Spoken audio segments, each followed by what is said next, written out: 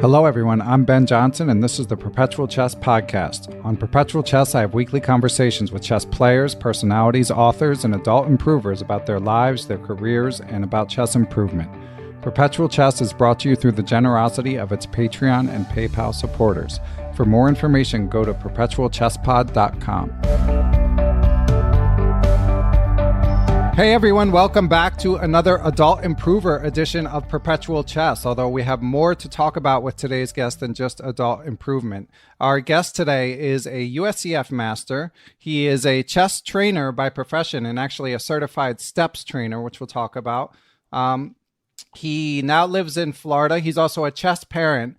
Both of his daughters are very strong players. His daughter, Lisa, won the Dutch Women's Championship at the age of 19. And in terms of his qualifications as an adult improver, he is in his early 50s, and he's seen his rating go from the low 2100s to a recent high of 2270. Now, that may not be quite the nominal leap or numerical leap in rating that we've seen from some of our younger guests, but I think in terms of when you account for age and when you account for the fact that this gentleman was rated 2100 to begin with, I think that it is a comparable achievement. I can tell you from my own experience, it wouldn't be easy to do. So without further ado, I would like to introduce Han Schut. Han, thanks for joining us. Thanks for having me, Ben. And I would like to commend you for your great show and that you have it out every week. And there's no other podcast which has an episode every week and for so many episodes in a row. And recently I've become a Patreon supporter because I realized that my life would be different without the Perpetual Chess Podcast. I would miss it if it's not there. So I would like to urge other listeners, if you are in the same spot where I am and really enjoy the Perpetual Podcast, and become a Patreon supporter. Oh, that's nice of you to say, Han. Yeah, and I do pride myself on getting an episode out every week. I actually shoot for 50 a year.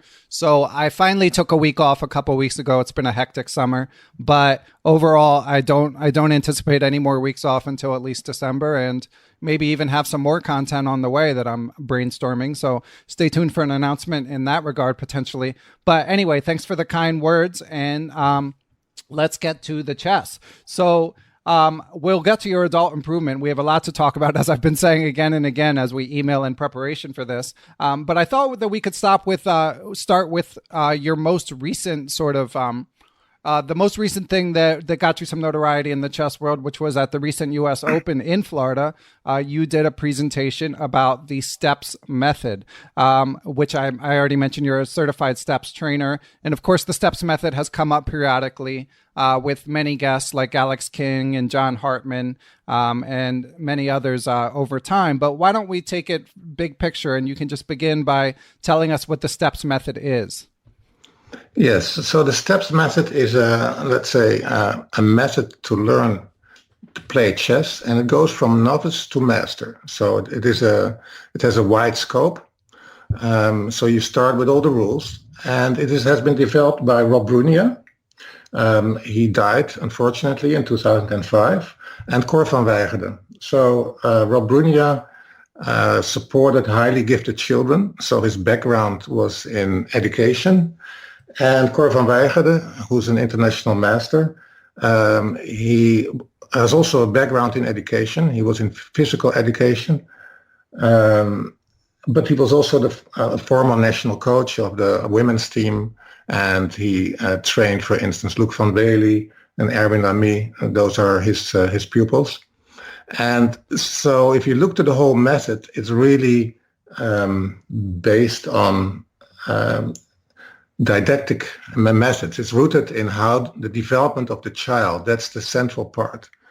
So it takes as the basis how a child learns. It also it really focuses on that you give material to a child at the level of the child, and that you give feedback on the level of a child.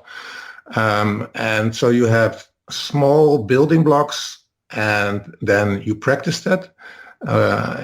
Doing exercises. So in total, there are 6 manuals with fully scripted lessons. And there are 27 workbooks with in total over 14,000 exercises. So one of the things that we hear back from the people in the United States is that they like the fact that there's so many exercises that you can easily differentiate between students that you are teaching. And so every manual is fully scripted. And so that helps if you are rolling out, let's say, a program in a school, that if you have teachers who are not very strong in chess, that they have the fully scripted lessons and they have support on the chess side. On the other hand, if you have, let's say, international masters or grandmasters, and they have to teach players in, let's say, between 1,000 and 1,500, they get support in how to teach. So they get support on the education side. It's the official method from the Royal Dutch Chess Federation, but it's widely used throughout Europe, and it's becoming more and more popular in the United States at the moment. Yeah, and I'm a big fan of it personally. I haven't fully crossed over into just teaching strictly the curriculum, but I'm moving in that direction fairly steadily, I would say. And we got a few. Well, I want to get to a question from a listener in a second, but one question that I saw, you have a blog on chess.com, which we'll be referring to here and there because it's really insightful, and I'll link to it in the show description. I mean, you cover your own chess tournaments, you cover chess education, cover some elite level chess events. So I definitely recommend listeners check it out. And I saw that you did a write-up reflecting on your presentation at the US Open. And I saw that in the comments, a few people asked the very pertinent question of, can the steps method be used for adults? Yes. So, yes, it can be used for adults. That's perfectly possible. So you have the scripted lessons, and as an adult, you can go through them. And then the second part is you have the exercises and you have the different workbooks, and they can also be used by adults. So it works for adults. But if you look to the steps method, I want to highlight one thing. It's about learning to see and learning to think. That's basically it. And then what you do afterwards, of course, you're going to apply the knowledge in exercises and games, and you get the feedback loop, and to see whether you can really apply what you learn. If you think about learning to see, so that's when you have a position and you say, what's going on here in this position? So you can, when you're at a low level, you look at unprotected pieces, safety of the king, and then later you can expand it to open files and outposts and things like that. So that develops over time. So it's about learning to see, and then afterwards it's visualization and it's calculation. If you have a trainer, of course, he will help you with asking you questions. So the whole method is kind of based on the Socratic way of learning, is that the teacher asks the student questions, and through it becomes like a discovery process. So it is suitable for adults, but the only thing what I think is difficult, if you don't have a coach to teach you, is this Socratic method and the discovery method that that someone asks you questions about, so what's going on here? What are you seeing? And through the questions, you discover how you should think about the position, and also basically challenges you when it comes to visualization and calculation. Okay, so it can be used, but ideally with a trainer, but even without a trainer, in conjunction with the manual. And as you say, it's basically designed to take you from a rating of brand new beginner player to somewhere in the 2100 to 2200 range. So, and that's how it is stated. But for instance, my daughter, who's like 2400 USCF approximately, she used it to prepare for the varsity match against Cambridge. And I know a lot of FIDE masters and international masters, they use it to prepare for tournaments, because the last step is also based on step 6 is based on self-study. So the manual is not meant for a teacher, but it's meant for the student. So at the highest level, so let's say above 2000, it's actually set up for self-study, And I think it's, for me, I'm then 20 to 70 approximately. Step 6 is quite difficult.